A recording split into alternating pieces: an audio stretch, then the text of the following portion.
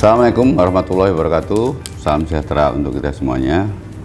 Pada kesempatan ini, saya atas nama Komisi Yudisial ingin memberikan beberapa informasi dan update tentang beberapa kasus yang sedang ditangani oleh Komisi Yudisial.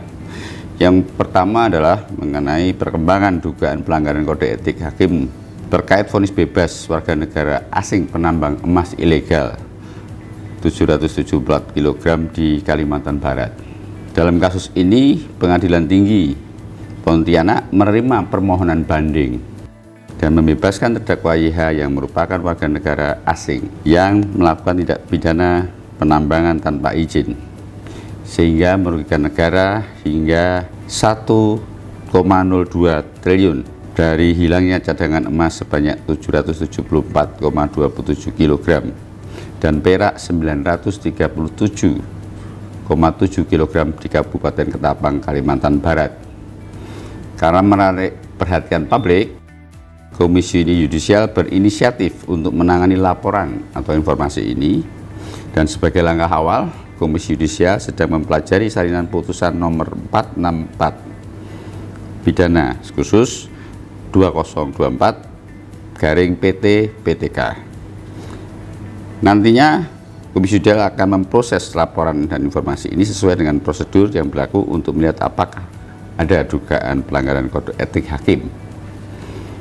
Yang kedua, mengenai perkembangan laporan vonis korupsi 300T terhadap Saudara HM, bahwa Komisi Yudisial telah menerima laporan dugaan pelanggaran kode etik pedoman perilaku hakim terhadap Majelis Hakim Pengadilan Negeri Jakarta Pusat yang mengadili kasus ini pada 6 Januari 2025. Sejauh ini KAI telah menerima kelengkapan laporan dan selesai menganalisis dugaan pelanggaran kode etik pedoman perilaku hakim dan selanjutnya dibawa ke rapat konsultasi. Dan untuk selanjutnya KAI mengagendakan pemeriksaan terhadap beberapa pihak pelapor dan saksi-saksi, dan juga mungkin akan dilakukan pemanggilan terhadap hakim terlapor. Ketiga, perkembangan penetapan tersangka mantan Ketua PN Surabaya.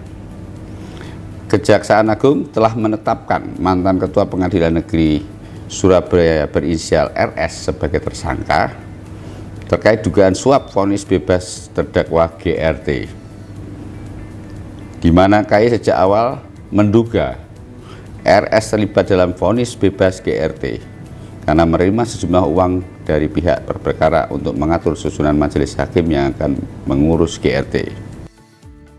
Terkait perkara ini, KAI pada awalnya bermaksud menanganinya, tetapi Mahkamah Agung telah terlebih dahulu menjatuhkan sanksi non-palu dan pemberhentian sementara. Oleh karena itu, KAI mendukung adanya sinergitas dengan MA untuk menerusi kasus suap ini hingga tuntas. Selanjutnya, perkembangan laporan Majelis Kasasi GRT.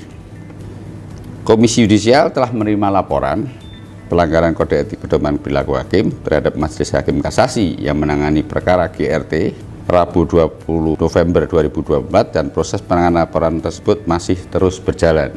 KAI juga telah menjadwalkan untuk memeriksa saksi-saksi agar dapat memperoleh tambahan bukti. Yang terakhir,